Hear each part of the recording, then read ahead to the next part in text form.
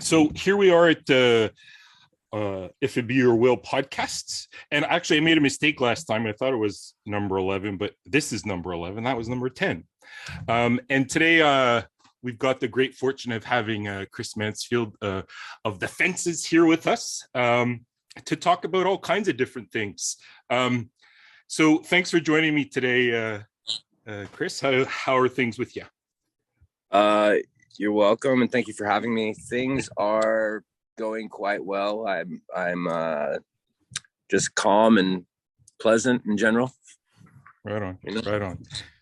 Well, I've been really enjoying your music. I mean, I've been a fan since your first release, but having this deep dive back into it's been great.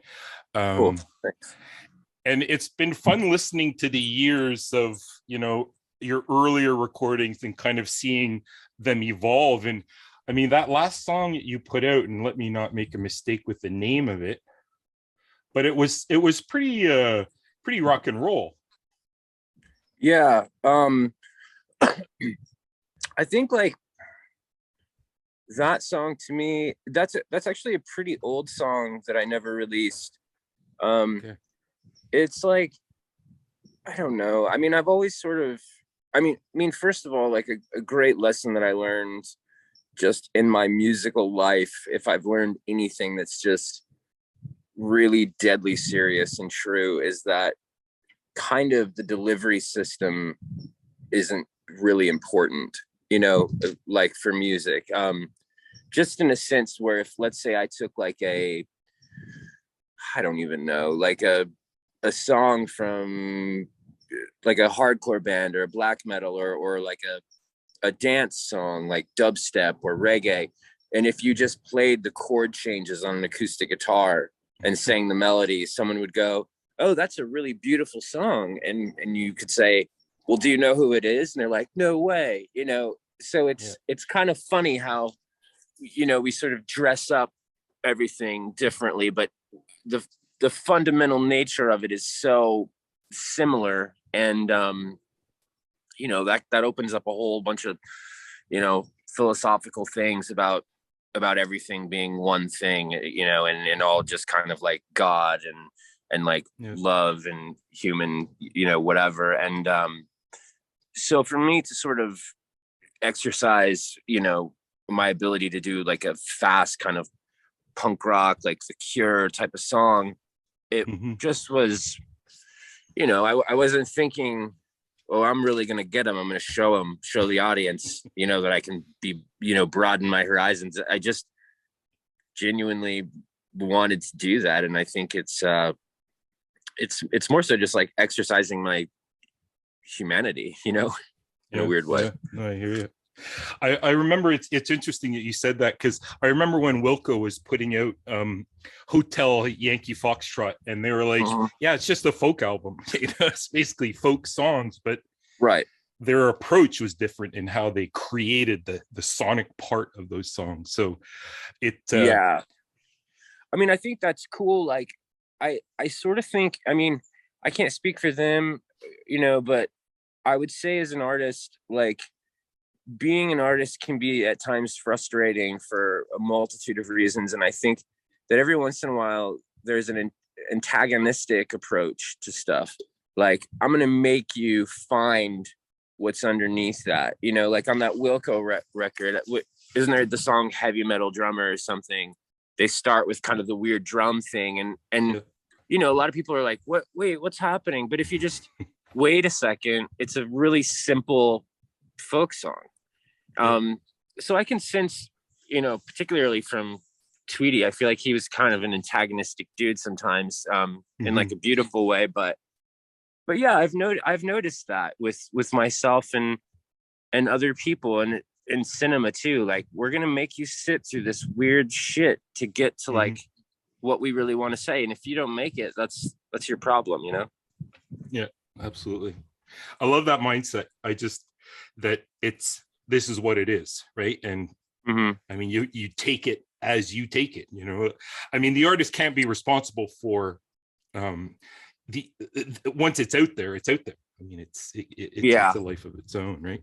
I just had heard something about that the only way to stay sane as an artist is like the decoupling of yourself in the work after, after you sort of go through the creative process. You need to sort of cut ties and like jump ship, because if you stay with it, you can get yourself into some real trouble emotionally. Right.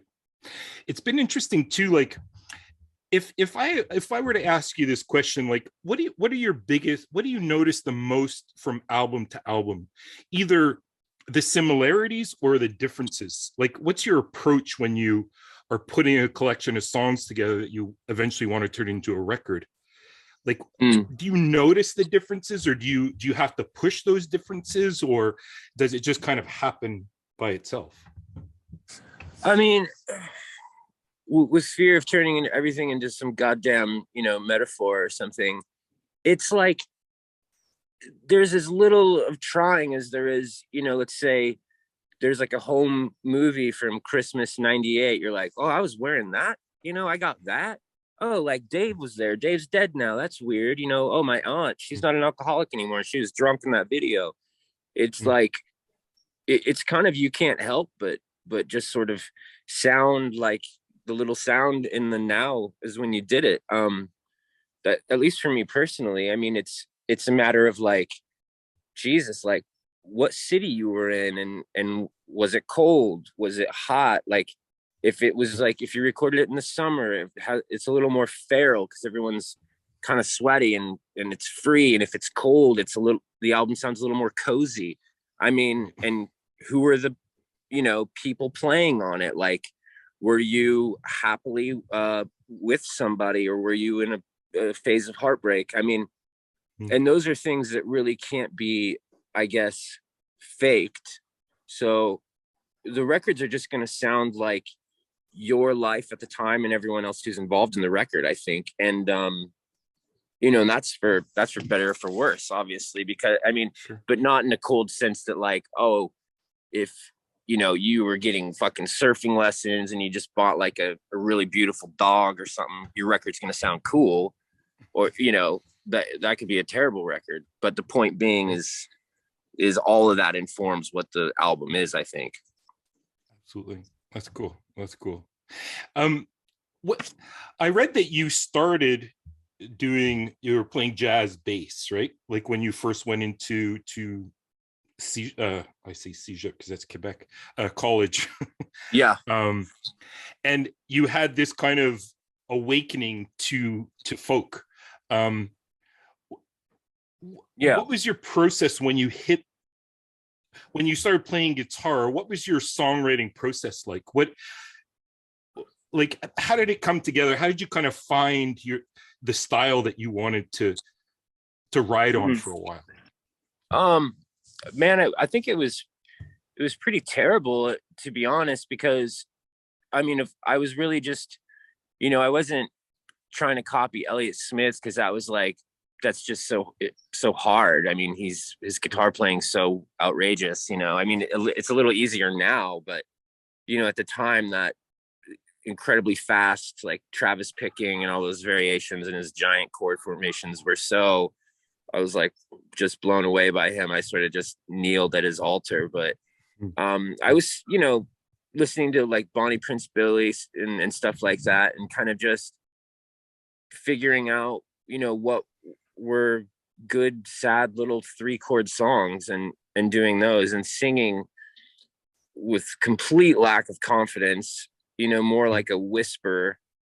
And then just kind of, the issue with myself then in the lyrical writing is I was really trying to write lyrics, where now it's like I've really learned like kind of the Bukowski method of like, don't try, and I think that'll be better. But then I probably just sounded really clumsy, but to my credit, I at least, I was starting in the right direction. So if I were to listen to what I was doing then, to where it ended up now, I'd say, oh yeah, that makes sense that I got here from there. Right. But yeah, it was frustrating, I guess. it's frustrating to I have a daughter, and she's 8 months, and she can't walk yet, and it feels like that, like she's looking at us, and she can't just get up and walk. It's her human nature to do that eventually, but that's how I felt as a new songwriter. I'm just like, why can't I stand up, man? Right. Yeah. And do you remember the time where you stood up for the first time, where you were like, okay, I like this, I think I have something here, I'm onto something? Like, do you remember that happening? I remember it specifically, and it's cool with my musical journey or whatever. I do remember these moments that they really just kind of stick out. Like, it was My Girl the Horse off the first record, the one that Sarah Quinn sang on. Right. I had a little shuffle beat, and I started playing those chords, and just I was singing about my friend's dog, just kind of joking. I was saying his dog's name was Rudy. And I was, Rudy, don't you sit on me? Because he'd always go up and sit on my lap. So I was just like freestyling. And then and that's the thing, as I stopped trying, I just like let this come out. And then the little like the polyrhythmic thing, that was the first thing I played. And then I played it for my friend, and he was like, whoa. I remember what he said. He goes, you could get famous off this. Which obviously didn't happen, but it was the first time I made something that I wanted to listen to it. I was excited to listen to it. It like kind of gave me goosebumps, and I was like, oh, this is it, man. Like, this is what it is. And it was cool. Right. How did you go about getting Sarah to come in? And she produced your first self-titled, is that correct? Yeah. How did that relationship begin between the two of you? It was really cool, man. It was like, I just had recorded a few songs, and I put them on MySpace, and this guy Futcher, who knew them since they were kids, Tegan and Sarah, he sent it to Sarah. He was like, you'd love this. Cause I think, Sarah really loves like Nebraska by Springsteen.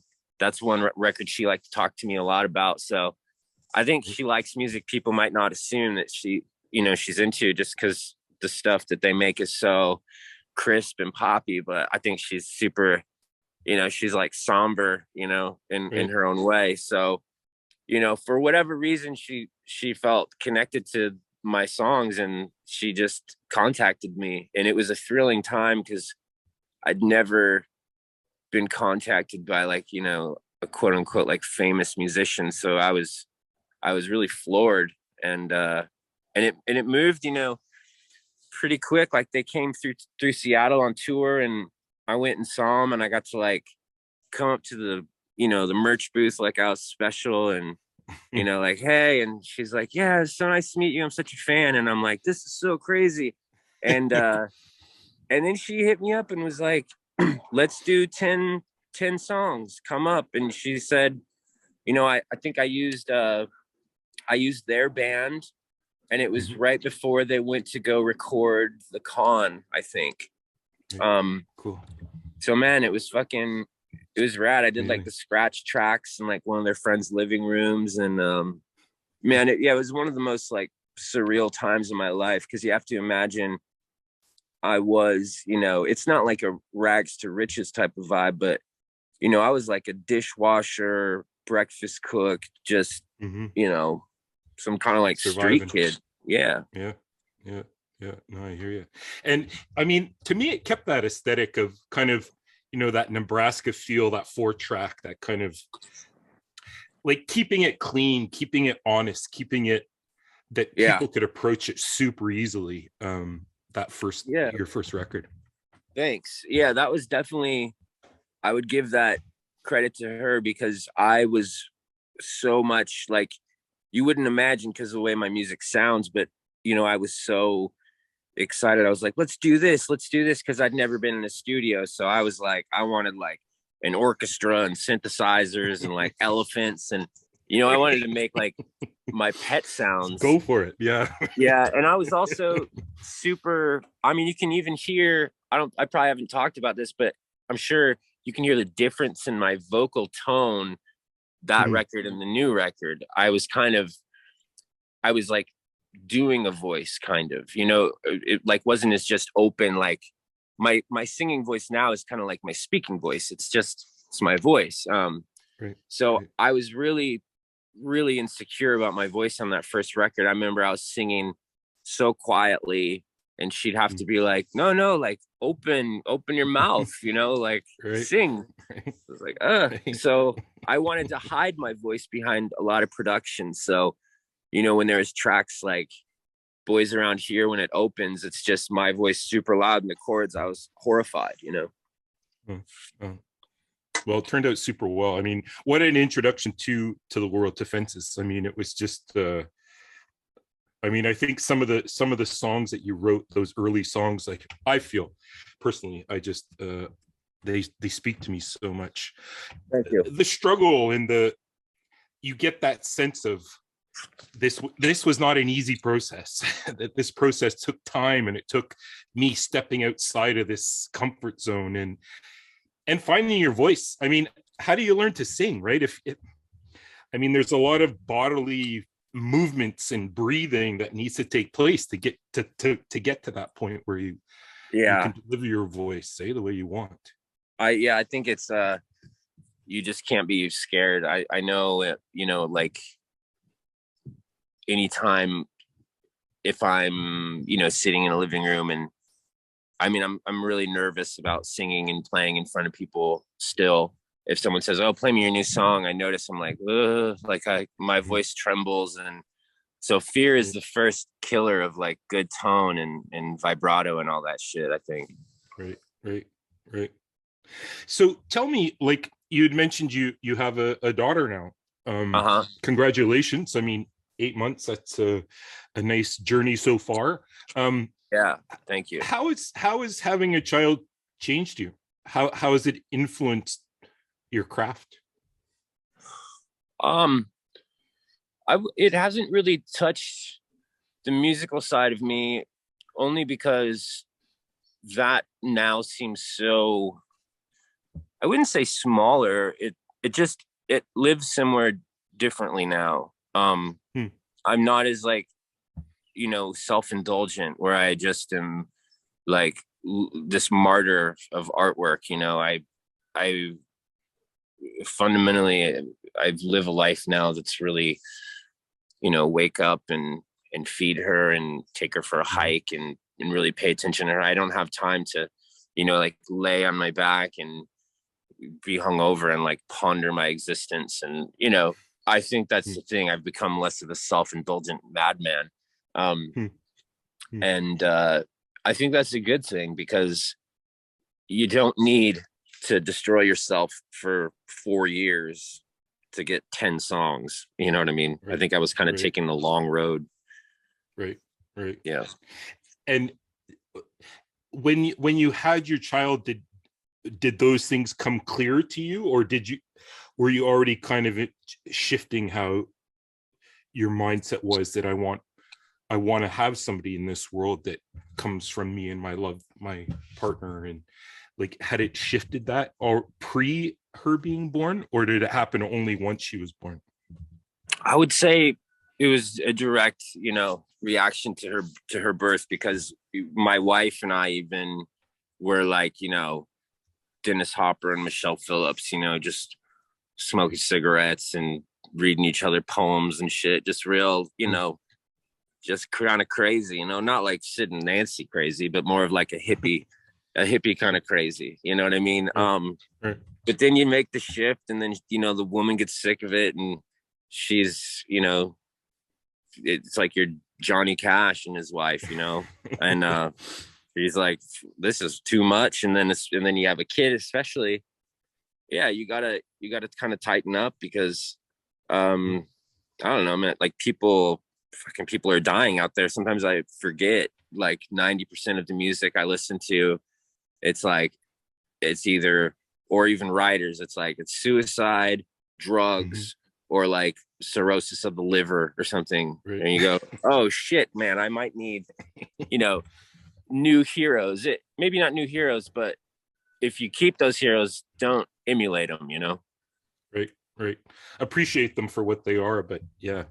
Yeah. I remember my brother had his child. I mean, his son's 1, and it went from being a miracle to being, geez, I miss those days free.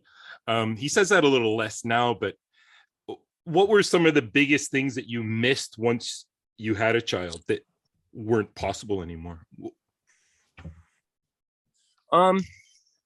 It's kind of like it happened at the right time, because I genuinely, you know, was getting sick of like staying up for 3 days and just talking crazy philosophy was like some person I hardly knew, or feeling fucking sick, or just spending my time in this kind of dark, weird way.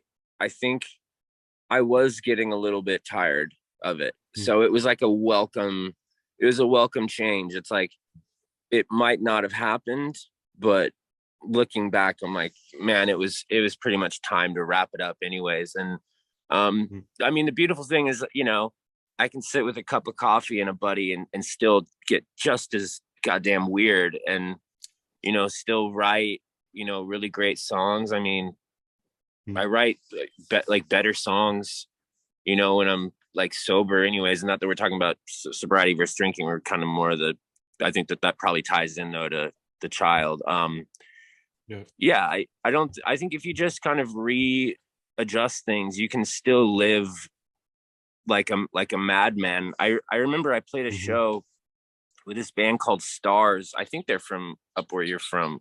Yeah, from Montreal. Yeah, and the singer, he told me, I forget his name. He has some kind of crazy name. He's a really interesting guy. I was playing with them, and him and I got right into like deep conversations, you know, and he said to me, whether or not you're sober or drinking, if you're an artist, he said, one must always stay drunken, you know, like on something.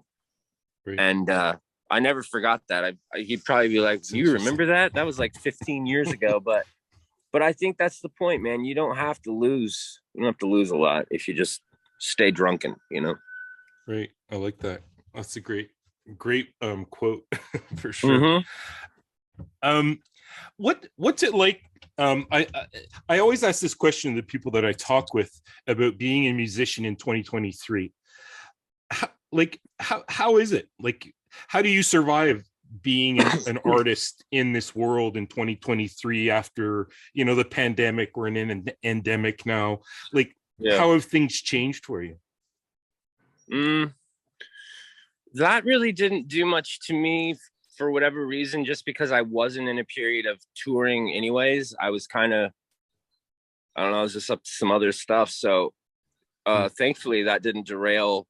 I didn't have like a huge tour or something set up, and I kind of still did whatever. Like I filmed like a little documentary movie during that time, and that was fine. But as far as, you know, 2023 in general, I do notice like a weird kind of, you know, like demonic dance I have to perform with like algorithms and things like that in order to like stay relevant, which is like, you know, I didn't go to school for like social media marketing, and I have no interest in that. And that's kind of a drag. I have enough shit to sort of navigate.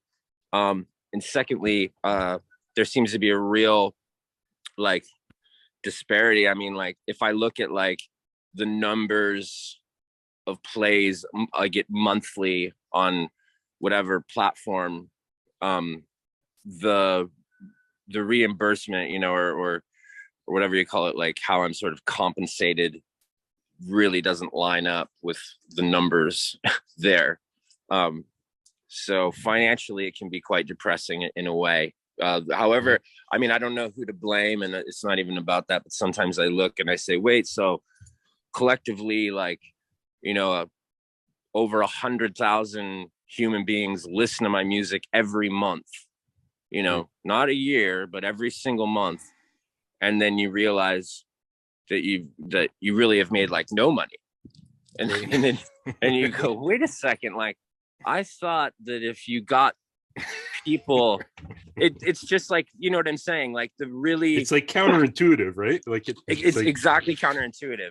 You're like, yeah. I thought that this is how you did it. And then it's like, no, well, you gotta make a reel, and you gotta do this and do this. And you're like, what? I don't do that though. It's quite bizarre, right, man.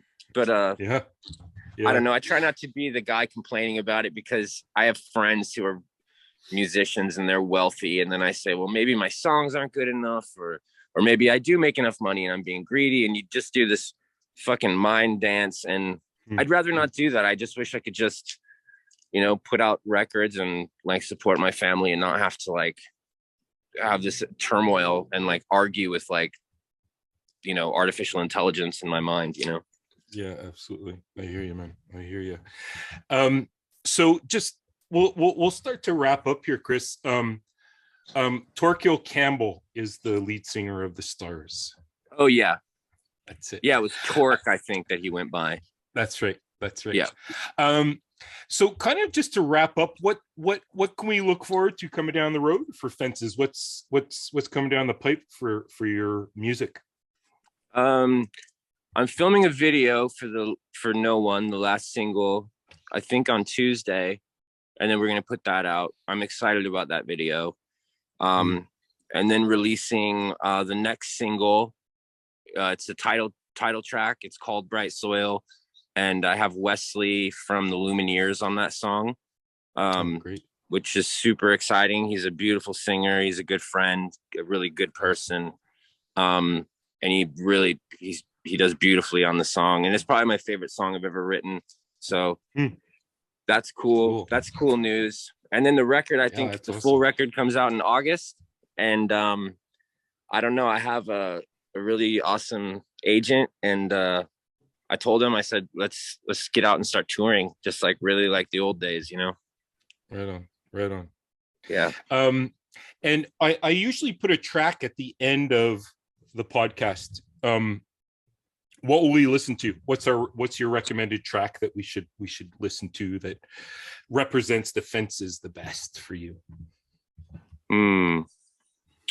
Let's just do the new question, one, because you have tons of songs. I mean, you're a prolific writer. I think if we're doing for promotional sake, I would just say No One, the new one. Yeah. Cool. Love it. Done. Well, Chris, this has been a real treat. I mean, I didn't even get to half of what I wanted to talk about. I really wanted to. Anyway, we'll probably catch up hopefully another time. We could do a part 2. This has just been really fascinating. It's short and sweet, but thanks so much for giving a bit of time in your, I'm sure, busy schedule. And I wish you a ton of luck and success down the road. And I look forward to that new video and your new record. And if you're on the road at any time soon, please come to Canada. Well, man. See you. Cool. I enjoyed it. Thank you so much. Take care, man. All right. Bye. Bye.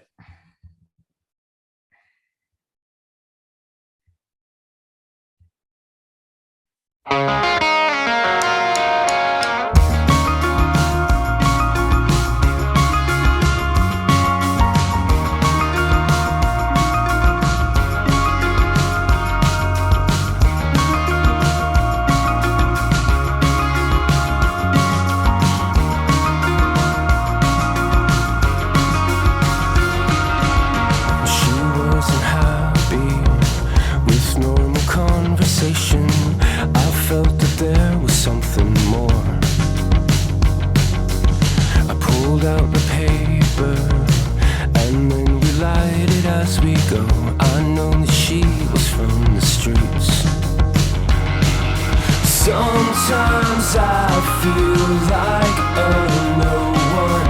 I know that it's true. Sometimes I feel like I'm no one.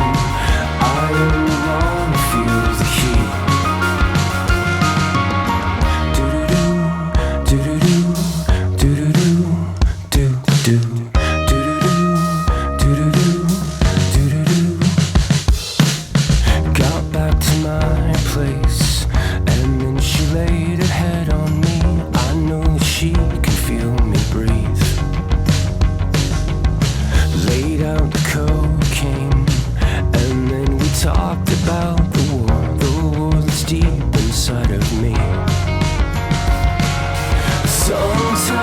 I feel like a no one.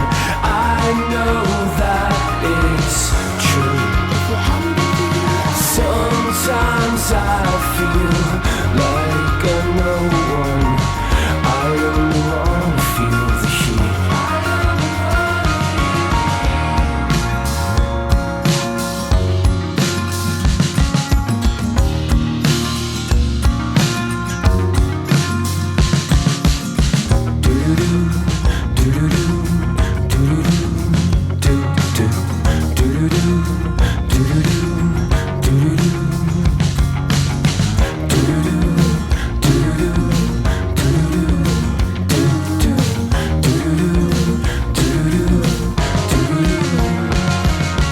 Sometimes I feel like a no one. I know that it's true. Sometimes I